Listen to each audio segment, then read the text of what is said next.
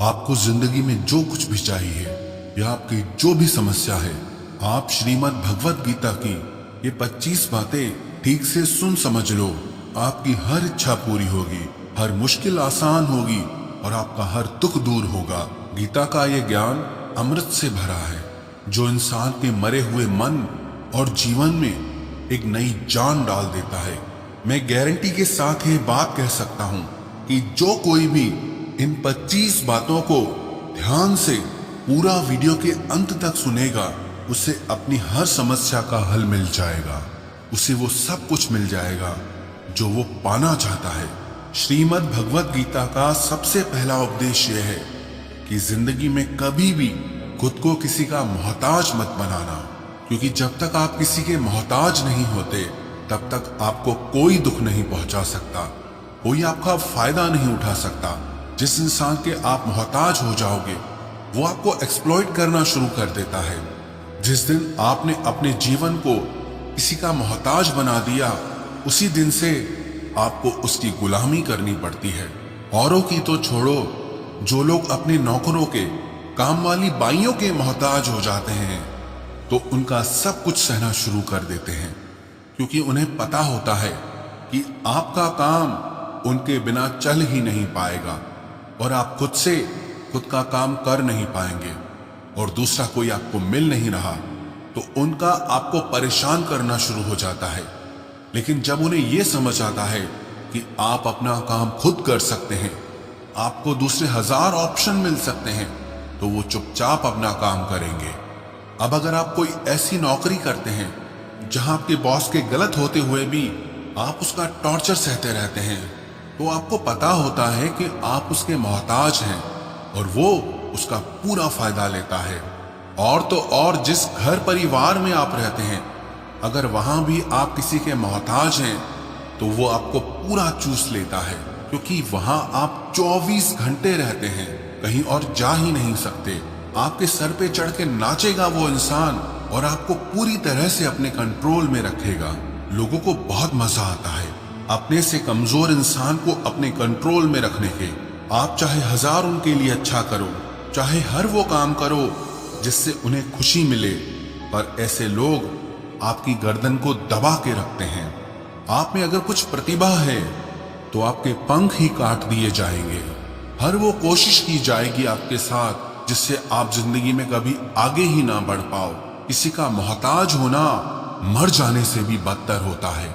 मोहताजी आपको गुलाम बनाकर रख देती है। आपने कभी गौर किया कि आपकी जिंदगी वही लोग खराब करते हैं जिनके आप मोहताज हो जाते हैं। आपका सारा दुख वहीं से आता है जिसके आप मोहताज होते हैं। मोहताजी सिर्फ शरीर या काम की नहीं होती, सबसे बड़ी मोहताजी मन की होती है कि जिंदगी में कोई हमें चाहिए, हमें संभालने के लिए, नहीं तो हम खुश नहीं रह पाएंगे। अकेलापन लोगों से झेला नहीं जाता है। फिर कई बार आप ऐसे लोगों से जुड़ जाते हैं जो आपकी इस मन की मोहताजी का पूरा फायदा उठाते हैं। आप उनसे रिश्ता इसीलिए जोड़ते हैं ताकि आपकी जिंदगी में थोड़ी खुशी आए, पर वो लोग आपको खून के आंसू रुलाते हैं, आपकी पूरी जिंदगी नर्क बना देते हैं। याद रखना एक बात, माँ बाप के अलावा ऐसा दुनिया में आज तक कोई पैदा नहीं हुआ है कि आप जिसके मोहताज हों और वो आपका फायदा ना उठाए। इसीलिए जिंदगी में कभी भी खुद को किसी का मोहताज मत बनाना। श्रीमद् भगवत गीता का दूसरा उपदेश ये है कि जब भी जिंदगी में खुद को अकेला महसूस करो, तब इस सच्चाई को ठीक से समझ लेना कि आप दुनिया में अकेले ही आए थे और अकेले ही जाओगे। वास्तविकता में यहाँ कोई आपका अपना नहीं है। एक दिन तो जो माँ बाप हमें जन्म देते हैं वो भी हमें अकेला छोड़ के चले जाते हैं, तो औरों से तो उम्मीद ही क्या करना। यदि कोई आपका साथ छोड़ दे तो याद रखना कि वो ईश्वर सदा आपके साथ है, वो कभी आपका साथ नहीं छोड़ता। गीता में श्री कृष्ण ने अर्जुन से कहा कि चाहे कोई मनुष्य मुझे माने या ना माने, लेकिन मैं इंसान का साथ कभी नहीं छोड़ता, क्योंकि ये सब मेरी ही संतानें हैं। ममैवांशो जीवलोके जीवभूत सनातन मनश्ष्ठानि इंद्रियाणि प्रकृति स्थानि कर्षति इंसान को ईश्वर का ही अंश कहा गया है, इसलिए मनुष्य को ईश्वर की संतान कहा जाता है। इसीलिए आपको अकेलेपन से कभी दुखी नहीं होना चाहिए, कभी डरना नहीं चाहिए, बल्कि किसी गलत इंसान के साथ रहने से डरना चाहिए। एक कहावत है कि something is better than nothing, कि कुछ नहीं होने से कुछ होना बेहतर है। लेकिन एक और कहावत है कि nothing is better than nonsense, कि नॉनसेंस लोगों के साथ रहने से अच्छा है आप अकेले ही रहो। इसीलिए गीता का ये उपदेश हर इंसान के लिए बहुत जरूरी है जो खुद को अकेला समझकर दुखी हो जाते हैं। इसीलिए अकेलेपन से डरना, दुखी होना छोड़ दो, क्योंकि यहाँ कोई किसी का नहीं होता। गीता का तीसरा उपदेश यह है कि जीवन में जब भी कोई मुश्किल आए तो हिम्मत मत हारो, बस थोड़ा धीरज रखो। जो लोग मुश्किल वक्त में खुद को थोड़ा संभाल कर धीरज रखते हैं वो हर मुश्किल को आसानी से पार कर जाते हैं। एक राजा अपने गुरुजी के पास गया और उसने गुरुजी से जाकर बोला कि ऐसे तो राज्य में हर प्रकार की खुशहाली है, पर वक्त का कोई भरोसा नहीं है। अगर कभी जिंदगी में कोई मुश्किल वक्त आए, कोई बुरा वक्त आए, तो उस वक्त के लिए मुझे कोई मंत्र दीजिए, कोई शिक्षा दीजिए, कोई उपदेश दीजिए कि उस बुरे वक्त से कैसे बाहर निकलना है। तो गुरुजी ने उसे एक तावीज बांध कर दे दिया और राजा से कहा कि इस तावीज में मैंने एक मंत्र लिख कर रखा है। जब तुम्हारी जिंदगी में बहुत बुरा वक्त आए और तुम्हें लगे कि इससे बुरा तो अब कुछ हो ही नहीं सकता, उस समय पे ये तावीज खोल के तुम इस मंत्र को पढ़ लेना, तुम्हारे अंदर बहुत शक्ति आ जाएगी। और एक दिन ऐसा हुआ भी कि उस राजा के राज्य पे किसी दूसरे राजा ने आक्रमण कर दिया और इस राजा की ऐसी स्थिति हुई कि उसे अपना राज्य छोड़कर, पूरे शहर को छोड़कर अपने कुछ लोगों के साथ भागना पड़ा। उस समय पे राजा बहुत दुखी था और विचार करने लगा कि गुरुजी ने मुझे एक तावीज दिया था कि जब जिंदगी में बहुत बुरा वक्त आए तब इसे खोलकर पढ़ना और इसके अंदर जो मंत्र लिखा हुआ है वो मेरे अंदर शक्ति भर देगा। राजा ने विचार किया कि इससे बुरा वक्त और क्या हो सकता है। उसने गुरुजी का दिया हुआ वो तावीज खोला और उसके अंदर लिखा हुआ था कि ये वक्त भी गुजर ही जाएगा। इस वचन को पढ़कर राजा के मन में एक शक्ति आई, विश्वास जगा कि ये जो बुरा वक्त है ये भी टिकने वाला नहीं है, ये भी निकल ही जाएगा। इसलिए मुझे हिम्मत नहीं हारनी, वापस से अपनी सेना खड़ी करनी है। और उस राजा ने वापस से अपने सैनिकों को जमा करके अपनी सेना को खड़ा किया और उस राजा पे हमला करके अपना राज्य वापस प्राप्त किया। तो जिंदगी में स्थिति चाहे कितनी भी बुरी क्यों ना हो, वो हमेशा के लिए नहीं रहने वाली, वो भी एक दिन गुजर जाएगी। वक्त चाहे कैसा भी हो, एक दिन जरूर बदल जाएगा। हमारी जिंदगी में न जाने कितनी बार दुख आए, कितनी बार मुश्किल वक्त आया, लेकिन हम हर बार निकल जाते हैं। ऐसे ही आपकी जिंदगी में जब कोई मुश्किल वक्त आए, बुरा वक्त आए, तो मन में ये विश्वास रखना कि ये वक्त भी एक दिन गुजर ही जाएगा। इसलिए अपनी हिम्मत मत हारो। अगर आपके अंदर धीरज है तो आप बुरे से बुरे वक्त को भी जरूर पार कर जाओगे। श्रीमद् भगवत गीता का चौथा उपदेश ये है कि जब कोई आपके साथ धोखा या छल करे तो उसको कोसना या दुखी होना छोड़ दो, बल्कि उससे शिक्षा लो कि लोग असलियत में वैसे नहीं होते जैसा आप उन्हें समझ लेते हैं। यहाँ पर ना लोग अपने मुंह पर मुखौटा लगा के घूमते हैं। यहाँ हर इंसान खुद को अच्छा दिखाने की कोशिश करता है, अच्छा बनने की कोशिश कोई नहीं करता। आप किसी के साथ थोड़ा गलत व्यवहार करके तो देखो, उसका असली रंग सामने आ जाएगा। या फिर जब आपकी जिंदगी में कुछ मुश्किल वक्त आएगा तो भी आपको उसका असली रंग देखने को मिल जाएगा। इसीलिए किसी पे भी जल्दी भरोसा नहीं करना चाहिए, किसी से भी इतनी उम्मीद नहीं लगानी चाहिए कि बाद में हमारा दिल ही टूट जाए। क्योंकि दुनिया के ये लोग ना कभी किसी के हुए हैं और ना कभी किसी के होंगे। अपना दिल उस ईश्वर को समर्पित कर दो, फिर देखना आपका दिल कोई नहीं दुखा पाएगा।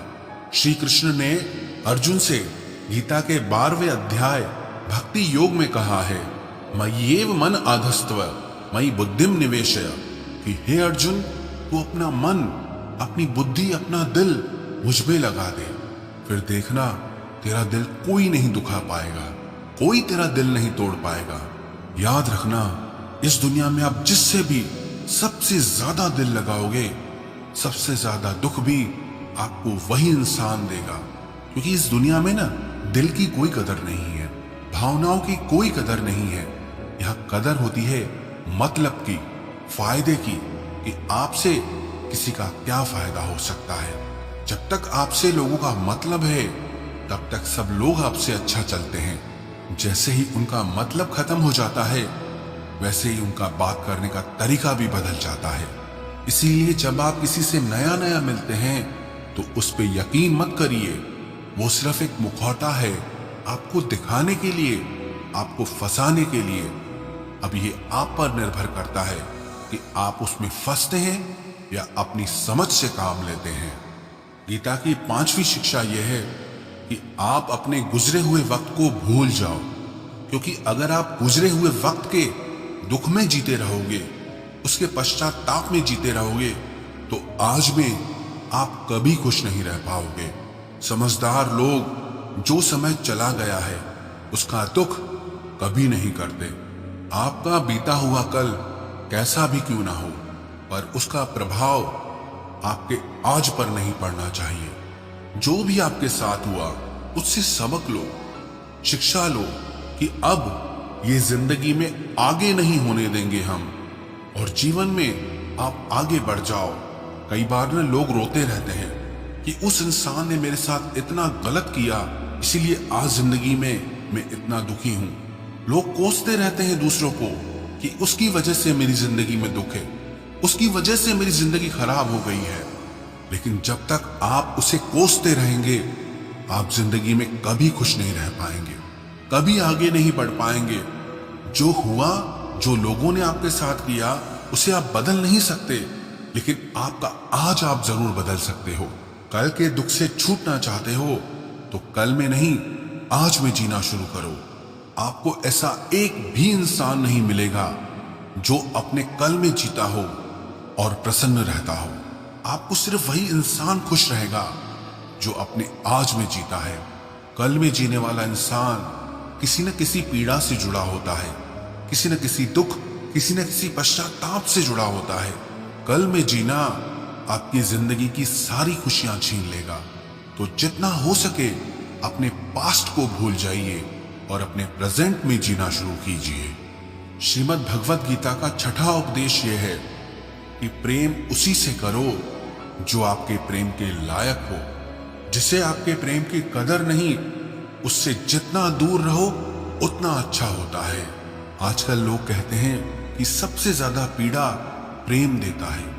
लोगों ने प्रेम जैसी पवित्र चीज को गंदा कर दिया है, जहर बना दिया है। सबसे ज्यादा लोग एक दूसरे को प्रेम और भरोसे के नाम पर ही लूटते हैं। अगर आपका किसी से प्रेम नहीं है तो वो आपकी भावनाओं को चोट पहुंचा ही नहीं सकता। संबंध चाहे जो भी हो, हद से ज्यादा किसी से प्रेम करोगे और अगर वो उसके लायक नहीं, तो सिवाय दुख के और कुछ नहीं मिलेगा। वास्तविकता में प्रेम पीड़ा नहीं देता, बल्कि ऐसे इंसान से प्रेम करना पीड़ा देता है जिसे आपके प्रेम की कदर नहीं है। तो प्रेम सिर्फ उसी इंसान से करो जिसे आपके प्रेम की कदर नहीं है। जहां आपको ये एहसास हो जाए कि आपके प्रेम की, आपके भावनाओं की किसी को कदर तक नहीं है, वहां से आप कृपया करके खुद को दूर ही रखें। गीता का 7वां उपदेश यह है कि हमारे रिश्तेदार ही हमसे सबसे ज्यादा जलते हैं। हमारी सफलता से सबसे ज्यादा दिक्कत हमारे रिश्तेदारों को ही होती है। बाहर वालों को कोई फर्क नहीं पड़ता कि आपकी जिंदगी में क्या हो रहा है, पर जो आपके रिश्तेदार होते हैं उनकी ना पूरी नजर रहती है आपकी जिंदगी पर। बाहर से तो वो यही कहेंगे कि आगे बढ़ो, सफल हो जाओ, खुश रहो जिंदगी में, पर जब उन्हें आप अपनी सफलता के बारे में बताएंगे, अपनी किसी कामयाबी की खबर उनको सुनाएंगे, तो उसे सुनकर उन्हें बिल्कुल भी खुशी नहीं होती।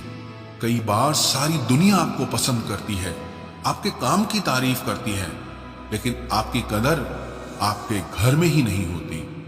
महाभारत का युद्ध बाहर के लोगों में नहीं हुआ था, ये भाइयों के आपस की लड़ाई थी। पांडवों के हर सुख से दुर्योधन जलता था। जब भी पांडव किसी काम में सफल होते थे, उससे बिल्कुल भी बर्दाश्त नहीं होता था। दुर्योधन हर कोशिश करता था पांडवों को नीचा गिराने का, जितना हो सके उन्हें दुखी करने का। और वही भाइयों की आपसी जलन महाभारत के युद्ध की वजह से हुई, जिसमें न जाने कितने अनगिनत लोग मारे गए। बाहर वाले को क्या फर्क पड़ता है कि आप कैसे जिंदगी जीते हैं, लेकिन ये जो रिश्तेदार होते हैं, ये जो करीबी लोग होते हैं, मजाल जो इन्हें आपकी खुशी बर्दाश्त हो जाए।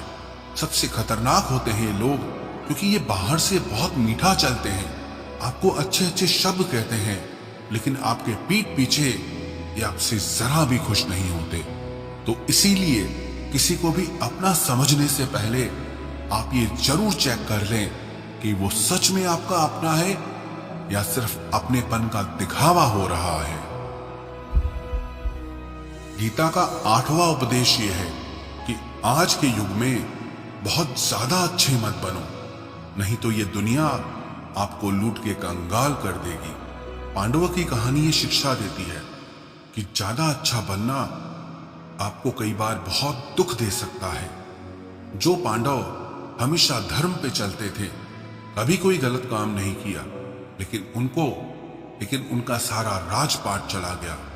उनकी पत्नी को भरी सभा में नग्न करने की कोशिश की गई। भिक्षा लेकर के उन्हें अपनी जिंदगी गुजारनी पड़ी। कारण क्या था? वो कुछ ज्यादा ही अच्छे बन रहे थे। ये तो तब की बात है, और आज की दुनिया तो और बदल चुकी है। लोग न अच्छे इंसान को इज्जत कम देते हैं, बल्कि उसका इस्तेमाल ज्यादा किया जाता है। अगर आप भी लोगों के साथ अच्छा चलते हैं, तो आप इस चीज को खुद अनुभव कर पाएंगे। आप जितना लोगों के साथ अच्छा चलते हैं, लोग आपके साथ उतना गलत व्यवहार करते हैं, लोग आपका उतना ज्यादा इस्तेमाल करते हैं। आप दूसरों की खुशी के लिए कुछ भी करते जाते हैं, और लोग सिर्फ आपका एडवांटेज लेने में लगे रहते हैं। इसलिए आज के जमाने में खुश रहना है ना, तो बहुत ज्यादा अच्छे मत बनो। इसका मतलब ये नहीं कि आप बुरे इंसान बन जाओ। आप अपनी नजर में अच्छे बन के रहो। दुनिया की नजर में अच्छे बनने की कोशिश कभी मत करना। गीता का 9वां उपदेश ये है कि जहां आपके लिए प्रेम और इज्जत नहीं है, वहां कभी मत जाओ। महाभारत का युद्ध शुरू होने से पहले श्री कृष्ण हस्तिनापुर गए थे, पांडवों की तरफ से शांति प्रस्ताव लेकर के। तब शकुनी ने दुर्योधन से कहा कि ये कृष्ण बड़ा मायावी है, अगर ये हमारे पक्ष में आ जाए तो समझ लो पांडव हार ही गए। तो इसकी सेवा करो, इसको अपने घर आने का निमंत्रण भेजो, इसे खुश करो। जब श्री कृष्ण हस्तिनापुर पहुंचे तो दुर्योधन ने उन्हें अपने घर आने के लिए कहा, और श्री कृष्ण से कहा, आप मेरे घर पे रहिए, मेरा आतिथ्य स्वीकार कीजिए, मेरे घर में भोजन कीजिए। तो श्री कृष्ण ने दुर्योधन से कहा कि दुर्योधन, इंसान को किसी के घर तभी भोजन करना चाहिए, तभी जाना चाहिए, या तो उससे बहुत प्रेम हो, या तो हमारे जीवन में कोई बहुत बड़ी आपत्ति आ गई हो। ना तो मेरी जिंदगी में कोई आपत्ति आई है, और ना ही तुम्हारा मुझसे कोई प्रेम है, तो तुम्हारे घर तो मैं कभी नहीं आऊंगा। तुम मुझे अपने घर बुला रहे हो सिर्फ और सिर्फ अपना मतलब पूरा करने के लिए, और मतलबी लोगों के घर कभी नहीं जाना चाहिए। इसलिए इससे हमको ये शिक्षा मिलती है कि जिसके दिल में आपके लिए प्रेम नहीं है, इज्जत नहीं है, वहां आपको कभी नहीं रहना चाहिए। आपको सिर्फ उसी जगह रहना चाहिए जहां आपकी कदर हो, आपको इज्जत मिले, और जहां आपको प्रेम मिले। गीता का 10वां उपदेश ये है कि कभी भी अपने धन, अपने पद और बल का अभिमान नहीं करना चाहिए।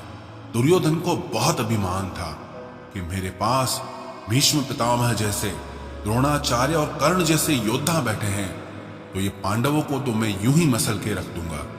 अपने धन का अभिमान था, अपने पद और शक्ति का अभिमान था, लेकिन वो अभिमान ही एक दिन उसके सर्वनाश का कारण बना।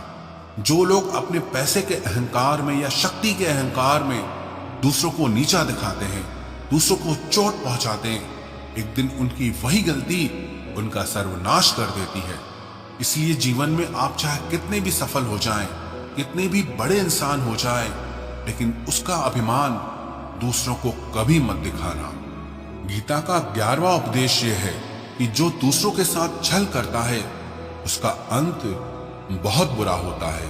दुर्योधन का मामा शकुनी और दुर्योधन ने पांडवों के साथ जीवन भर छल किया, पग पग पर उन्हें धोखा दिया, कभी ईमानदारी से उनके साथ नहीं चला और उसका परिणाम दुर्योधन को यह मिला कि उनके दल का हर एक बड़ा योद्धा छल के द्वारा ही मारा गया, क्योंकि दुर्योधन ने जैसा कर्म किया था उसको वैसा ही फल मिला। सारा जीवन भर उसने छल किया तो अंत में उसकी खुद की मृत्यु भी एक छल से ही हुई थी। इसीलिए कोई अगर खुद को बहुत ज्यादा चालाक समझता है कि दूसरे को धोखा दे दिया, दूसरे को बेवकूफ बना दिया, एक दिन कोई आएगा उसकी जिंदगी में भी जो उसको भी धोखा देगा, क्योंकि कर्मा सबके चेहरे याद रखता है। जो जैसा कर्म करता है उसको वैसा फल जरूर मिलता है। गीता का 12वां उपदेश यह है कि जो इंसान आपको बार बार चोट पहुंचाए उसे कभी माफ नहीं करना चाहिए। युधिष्ठिर ने दुर्योधन को बार बार माफ किया और उसका परिणाम यह हुआ कि उन्हें अपनी जिंदगी में बहुत बड़े दुखों का सामना करना पड़ा। वो इंसान अगर एक बार गलती करे तो माफ करना फिर भी ठीक है, लेकिन कोई अगर बार बार गलती करे उसे माफ करना आपको बहुत ज्यादा नुकसान पहुंचाएगा, क्योंकि वो गलती नहीं हो रही है उससे, वो उसकी आदत है, वो ऐसा ही है, वो हमेशा आपके साथ ऐसा करेगा। तो बहुत ज्यादा दयालु मत बनो। किसी को माफ करने में और बेवकूफ बनने में बहुत बड़ा अंतर होता है। किसी को अगर एक बार आप माफ भी कर रहे हो तो उस इंसान से आप जरूर सावधान रहना। कहते हैं आजमाए हुए को फिर आजमाना मिट्टी मुंह में डालने के बराबर होता है।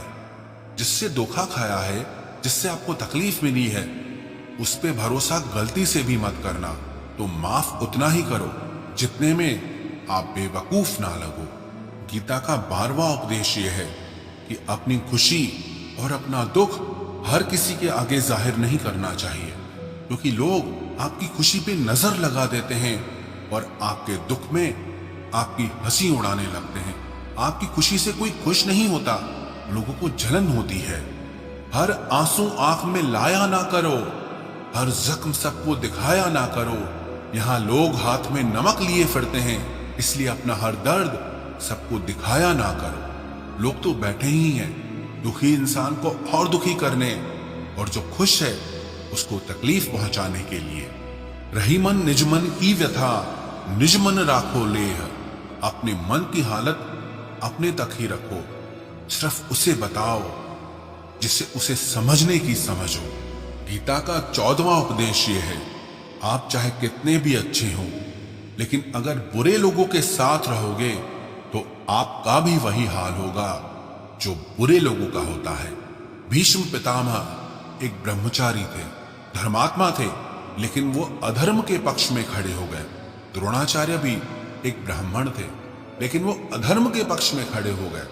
तो अंत में उनका वही हाल हुआ जो एक अधर्मी इंसान का होता है। उनको मृत्यु के समय भयानक पीड़ा का सामना करना पड़ा। इसलिए गलत संग में कभी नहीं रहना चाहिए, क्योंकि कई बार आपको उनके संग में रहने की वजह से उनके ही कर्मों की सजा मिलने लगती है। फिर आपको समझ नहीं आता कि मैंने तो कुछ किया भी नहीं, मैं तो खाली इनके साथ रहता हूं, मुझे दुख क्यों मिला।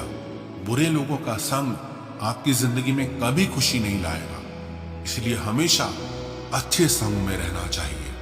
गीता का 15वां उपदेश यह है कि मूर्ख और दुष्ट लोगों को कभी ज्ञान नहीं देना चाहिए। इससे उनके अहंकार को चोट लगती है और वो आपके लिए मन में वैर भाव रख के बैठ जाते हैं और वक्त आने पर आपको ही नुकसान पहुंचाते हैं। गीता का 16वां उपदेश है कि किसी से भी हद से ज्यादा लगाव कभी मत रखना। दुर्योधन के पिता धृतराष्ट्र का राजगद्दी से बहुत ज्यादा लगाव था।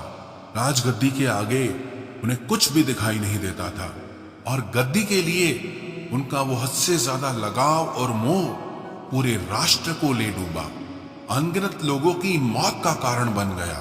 आप भी जब ऐसे ही किसी के पीछे हद से ज्यादा पागल हो जाते हैं तो वो चीज आपको मिले या ना मिले लेकिन आपकी जिंदगी जरूर खराब कर देती है। गीता का 17वां उपदेश यह है कि क्रोध मनुष्य का सर्वनाश कर देता है।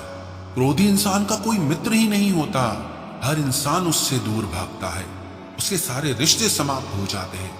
जो इंसान अपने क्रोध को नहीं संभाल सकता वो जिंदगी में कुछ भी संभाल नहीं सकता।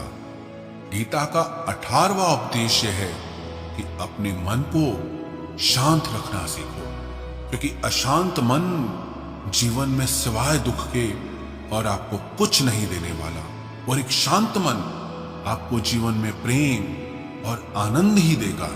दुख और सुख सिर्फ शांत और अशांत मन के परिणाम है।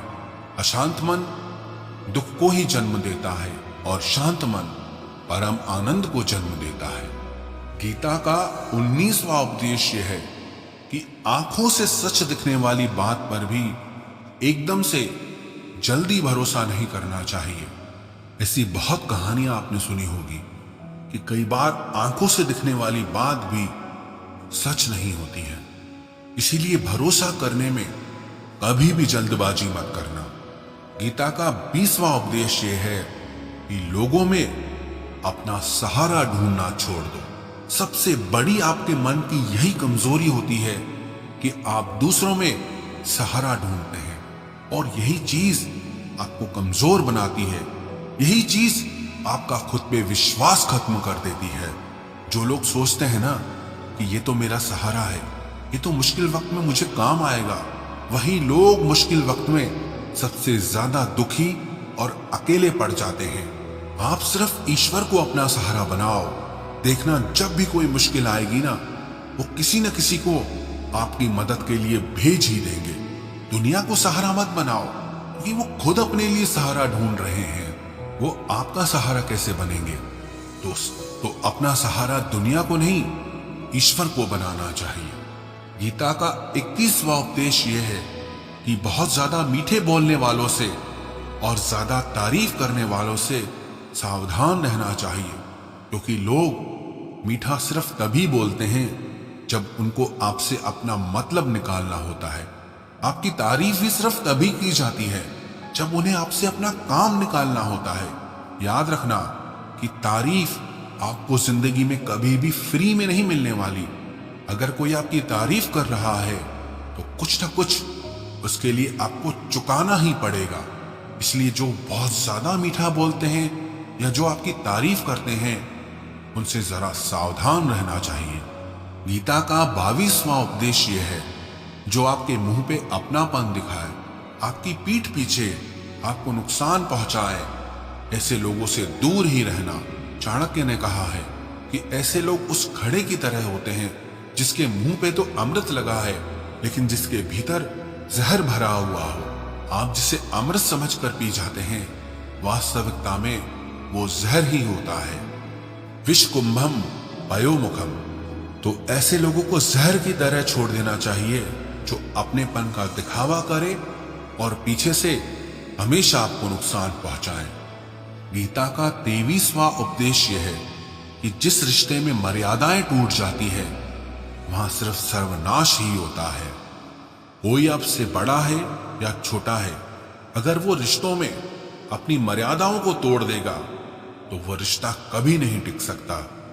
रिश्ता सिर्फ तभी चलता है जब दो लोग एक दूसरे की इज्जत करते हैं, रिस्पेक्ट करते हैं और कभी अपनी लिमिट क्रॉस नहीं करते हैं। जिस रिश्ते में कोई लिमिट नहीं है, एक दूसरे के लिए इज्जत नहीं है, वो रिश्ता आज नहीं तो कल खत्म ही हो जाता है। गीता का 24वां उपदेश यह है कि जीवन में कई बार नया शुरू करने के लिए पुराने को पूरी तरह से मिटाना पड़ता है। श्री कृष्ण से कुंती ने पूछा था कि हे कृष्ण, क्यों तुमने इतना बड़ा महायुद्ध करवा दिया? तो श्री कृष्ण ने बोला कि अधर्म बहुत बढ़ गया था और इस अधर्म का पूरी तरह से नाश करने के लिए, एक नए युग को लाने के लिए पुराने का सर्वनाश करना बहुत जरूरी होता है। जब कोई बिल्डिंग पूरी तरह से भंगार हो जाती है, बहुत पुरानी हो जाती है, तो उसे पूरी तरह से तोड़कर फिर से नवनिर्माण होता है। ऐसे ही आपके जीवन में भी आपको कुछ नया करना है तो पुराने को पूरी तरह से मिटाना होगा। गीता का 25वां उपदेश यह है कि इंसान ही आजकल इंसान का दुश्मन हो गया है।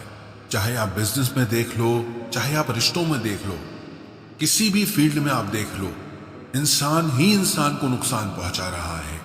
इतना कंपटीशन बढ़ गया है, इतनी चोरियां बढ़ गई है, इतना क्राइम बढ़ गया है। शास्त्रों में जो कलयुग के लक्षण लिखे गए हैं ना, कि एक दिन इंसान ही इंसान को खाएगा, वो समय तो आ गया है। इंसान ही तो इंसान को खा रहा है, एक दूसरे का बिजनेस खा रहा है, एक दूसरे की नौकरियां खा रहा है, एक दूसरे की जिंदगी की खुशियां खा रहा है। इंसान जो दुखी है उसे और दुखी करो, जो खुश है उसे परेशान करो। यही तो हो गया है आजकल।